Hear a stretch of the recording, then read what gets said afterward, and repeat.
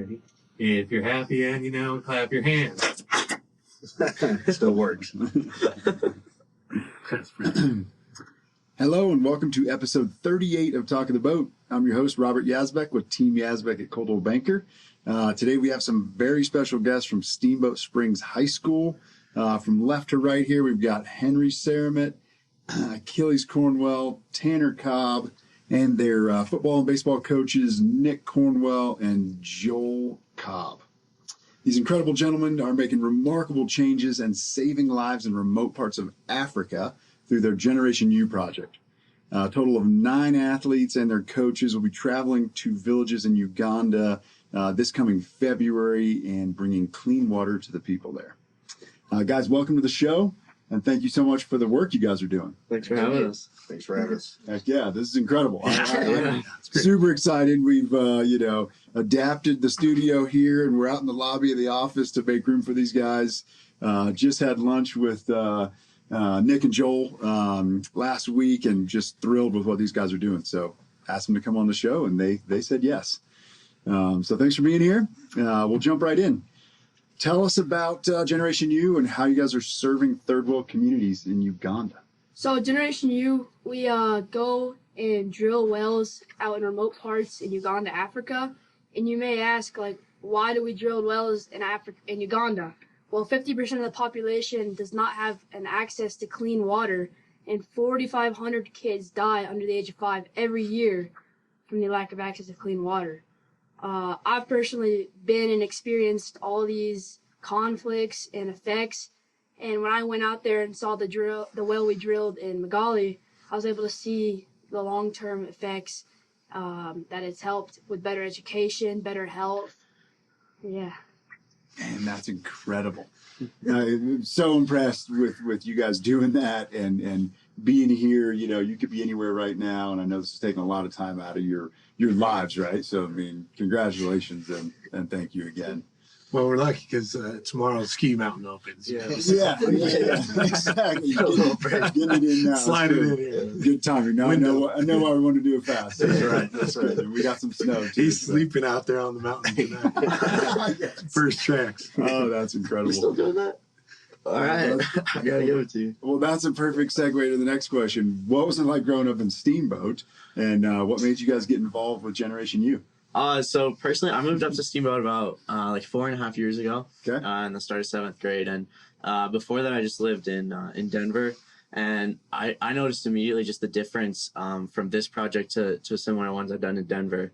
So at my middle school in Denver, we had a required, I think it was 8 to 10 hours of community service to graduate into the next grade, and so I did it, but it just felt I felt happy that I was helping people, but at the same point, it wasn't the same as doing it on your own free will, of really choosing to help people. It was more like, oh, I had to. Right. And then just the difference of, I moved up here, and then this was my first year playing high school football, and then meeting the coaches and seeing the drive they had for not only football, for this project, and then being invited and just seeing the impact we've made locally so far, as well as I'm just personally excited to go see the villages we've impacted. Yeah. You're the one of the 3 that hasn't been, right? Yeah. Nice. You're pretty excited to go. I'm super excited. That's great. All right. So fill us in on the mission of Generation U and the changes you guys are making. So right now you might think Africa, not a lot of water, but there's Lake Victoria, the biggest lake in Africa. Mm-hmm. And there's the Nile River, which I've rafted, and wow. And you think of and you think of the Yampa being big. River, yeah. You think of the Yampa being big, and you go there, and it's grade 8 rapids. Right. Yeah. So when we go over there, 43% of the children die, or under the 5 die because of the lack of clean water. And also they walk 4 to 5 miles 2 times a day just to go get that water that's probably not even clean and could get them sick or get them very, very ill and maybe even die. Right. So that's why we're doing this. We're trying to save as many lives as possible. We build the wells right next to the school, so then those kids that so they don't have to go and walk 4 to 5 miles so they could go get an education and they have clean water right at their fingertips. Wow, that is life-changing. I don't think people can really grasp the impact. You know, I mean, I'm sitting here hearing you guys say it, you know, and I'm sure you talk to people all the time, but it's like compared to what most people are doing and compared to the challenges we kind of look at day to day here in Steamboat Springs, Colorado, you know, what you guys are talking about is just insane. Yeah, those opportunities don't exist for folks who are traveling to get water day to day, right? They spend, 2 or 3 hours doing that. It's predominantly done by the women and children. It's not the men in most cases, but those women and children are tasked with going and getting water that's really essential for survival. And so that means you're not going to school. That means you're not dreaming of something bigger and better because that's what your parents are doing. That's what your mother is doing. Then you watch that as to be, the things that you aspire or that you're going to be doing for the rest of your life. Right. And, we often say, they may be carrying a jerry jug full of water that they know is essential to life. But in that very jerry jug that they're carrying full of water, also death likely lives in that as well. Right. So, it's predicament. That's wild. And the neat thing, Robert, about that is the changes that we're making in Uganda that we're talking about now, and you hear about, the experiences they had out there. But the cool thing is the changes that's happening right here in our community. As we sit here today, we've got a group of high school boys that they're impacted from a project that's actually saved lives in Uganda. But more importantly, it's really changed them as who they are as a student. So that's the really cool thing about Generation U is that we focus on really solving real world problems overseas, but also impacting here. That's one of the things I'm most excited about as well. I'm glad you mentioned that. We're going to talk more about that in a minute too. That's incredible. Yeah, what this is doing for you guys and the ripple effect it's having is equally as mind blowing. As what you guys are doing over there. All right, so you guys are athletes. Tell us how athletics and Generation U projects are interlinked. Well, we're all athletes here on the football team, and it's our Thanksgiving break, and we could be doing anything right now. We're here, saving lives. And basically we take what we learn on the field and apply it and solve real world problems. And to help raise funds, some buddies and I put together a baseball camp about 2 years ago, and we flew down a major league pitcher, Tim Tisch, who pitched for the White Sox. And we had a big baseball camp. It was a hit, and we raised about $10,000. And we did it again the next year and raised another $10,000. And I was able to fund, 2 wells, or 1 well. Yeah. Those 2 came to 1 well. And 1 well is saving like 38 lives a month. Lives? Yeah. A year. And that's actually saving the lives, not to mention the people that it's helping become healthier, right? And not be a part of that next 38. Yeah, there's roughly around 6,000 to 8,000 people that most of these wells can service. So folks come from pretty far away, but to get to that clean water and then have access to it, it's about 6,000 to 8,000 people who are directly impacted. Yeah. And then statistically, there's 38 people, their lives are saved every single year based on that. So that's incredible. So how has your work ethic from being athletes affected your role with Generation U? So this was my first year playing football. So I'm 17, and it was my first year. So I was on JV, and I was definitely the oldest on JV. But it was interesting because taking those leadership skills of seeing the team and then directly impacting those who are freshmen coming up. And although I haven't played before and they haven't played before, that you can all learn from each other and really grow as a team and push yourselves to become, something much greater than yourself. That's great. That's huge. You sure this is your first podcast? You guys seem like we haven't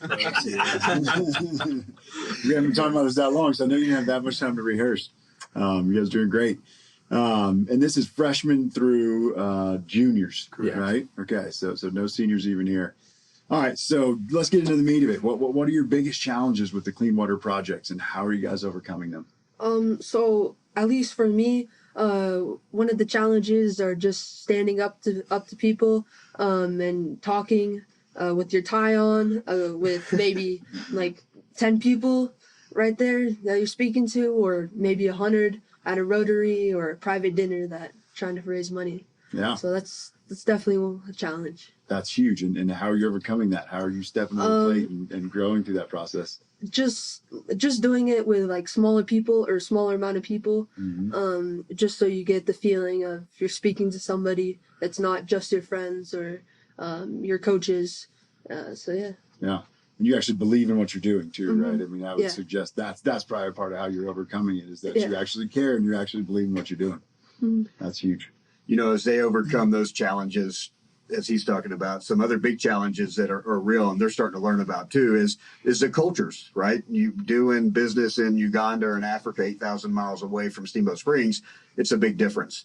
It's a different kind of currency. It's a different culture. They do sales and negotiations a lot different from how we're accustomed to doing things here, not only in the U.S., but really here in Steamboat. Yeah. And so, you know, those are some of the challenges that we've had to overcome and really, you know, connect the dots to ensure that what we do is very successful. And so as they're overcoming the challenges, you know, internally, we've been able to kind of work together and really see the fruit of the labor as we continue to stay consistent and persevere in order to get these wells in the ground 8,000 miles away as we sit here in Steamboat. Yeah, you guys are making it sound easy, I think. Yeah, there's a lot to it. I'm trying to wrap my brain around what that would actually entail, and it's incredible. All right, good deal. So how has the local steamboat community supported your efforts? Well, they've supported, I mean, we've been to Rod at Aztec drilling, and he sat us down basically and gave us a whole lecture, about a 2-hour lecture, telling us how, you know, the process of drilling wells, and that we not only drill wells 8,000 miles away in Uganda, Africa, but we also drill wells right here in Steamboat Springs. Nice. We've been to many places in town learning about water. One of my favorites was Mount Werner Water, who pumps all the water for Steamboat and distributes it. But we went to their where they actually gather the water out of the Yampa and pump it out to the Steamboat. Mm-hmm. But it was really interesting speaking with one of the people there. We actually learned a lot about the coagulation they use to filter our water. We got to see these huge tanks where they have big filters underneath, and the water's just like flowing over the tank, and then it's all like, it was just really interesting the size of the operation there, and yet it's so tucked away right behind the Christian Center. You never know where it is, and it was just super interesting because I think he gave us another probably 2.5 hours of his time of really, you know, he didn't have to, but he was so knowledgeable in what he knew. And we actually got to do our own little mini test of like, well, what is the pH coming out of the ground, as well as like what they're serving us. It was really interesting. Oh, that's great. So you guys are learning about water in this Yeah. process as well. You're not just raising money, but you're learning about water and all the aspects of what you're doing. Yeah, and we also talked to Wright Massey. He's one of the directors for ExxonMobil, and we learned how to build wells in the ocean, like offshore and onshore drilling for oil operations, and learned about all the different cultures that and all the different cultures that they had to work with, because it's not the United States where you go buy some property and you drill. Right. Yeah, totally different deal. So we've really put them, you know, we put together what we would call kind of a pipeline and a curriculum that has really tried to educate them on, you know, why is water life, right? We hear that all the time, but how do we associate that, right? So along with, you know, associating the skills and the disciplines that they learn on the playing field when it comes to leadership and accountability and discipline and things like that, we also took those same, you know, kind of vision as to let's learn about water and the relevance that it plays not only 8,000 miles away in you know, Africa, but also right here in Northwest Colorado, and how it plays a role in all of our lives. And so giving them that you know, very you know, curriculum around the water piece, we think is one of the most important pieces and impactful things for them, because they're going to walk away with a very well-rounded understanding around water that we're hoping they'll, you know, maybe spawn into something else or spawn them into you know, greater whole. I don't know. Yeah, absolutely. That's huge. Really understanding it, and you know, obviously, it's a whole different life here. The economy's different, the world's different, but water's still a major thing right here. You know what I mean? It's not like we've solved all the water problems in Steamboat Springs even, right? So learning about it locally, I think, is a big deal. So just curious, how many wells have you guys drilled so far with this group? So right now we've drilled 12 wells total is flowing right now currently as we speak. We have funded 18 wells, and our goal is by the end of 2022, which is just 7 weeks away, we should have 27 wells completely funded, which will save up to 1,026 lives. But more importantly, those 27 wells will now give access to safe and clean water for over 144,000 people in Africa. So what has started from a small little grass movement here in Steamboat Springs in our little town that we know in the Yampa Valley is now impacting 144,000 people 8,000 miles away. It's amazing. That's giant. Yeah, that's incredible. All right, so what's the next project and what's on the horizon? Let's see. In Blues Break, we're all actually going to visit Uganda and visit our wells that we personally funded. So as athletes, there's 9 of us. 2 of us have gone, these 2. The rest couldn't make it today over Thanksgiving break. But I am just super excited to go see the well that I personally funded, as well, just see the impact that it makes in these people's lives. I know Tanner and Achilles have talked about they went recently and saw the well that they funded, but also the neighboring villages that they visited of having just much worse skin conditions and poor education because the children didn't have time to go to school because they had to go get water. And then just as well as the community support, we had a dinner up here in Steamboat, a private dinner at Catamount, and one of the people I spoke to, Chase, he had been to Africa a couple of times, and he found it was my first time going. He was just super excited to hear that because he knew how much it was going to change my life of seeing these people and seeing the lives I can impact. Yeah, that's huge. Yeah, so I've been to Africa. I'm just excited just to see some friends that I made over there, and just played soccer, football out there with them. Wow. That's incredible. Yeah, and hopefully we can see some gorillas. Okay, very nice. Love That's it. a good move. Heck yeah. Anything else on the horizon you guys want to chat about?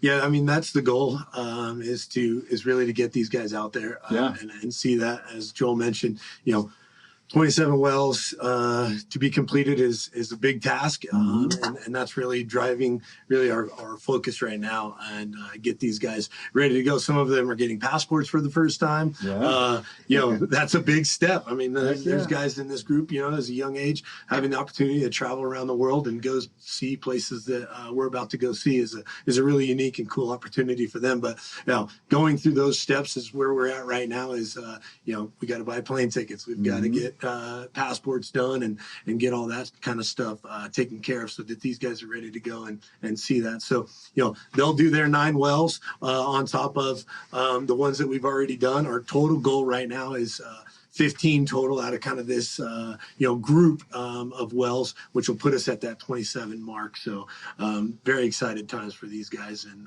it's really cool to be on this journey with them.